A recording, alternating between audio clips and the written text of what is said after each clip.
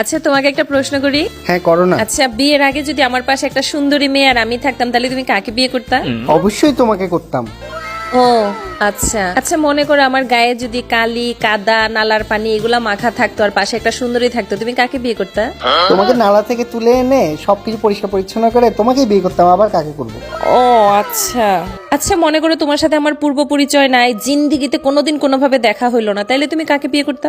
পৃথিবীর যে প্রান্তে থাকো না কেন খুঁজে খুঁজে তোমাকেই বিয়ে করতাম। আচ্ছা মনে করো আমার জন্মই হইলো না, পৃথিবীতে আমার কোনো অস্তিত্বই নাই, তখন তুমি কাকে বিয়ে করতা?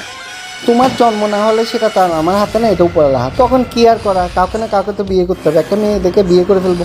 দেখছো শেষ পর্যন্ত তোমার আসল চেহারা বাইর হইলো তো তোমার আসল চেহারা বাইর।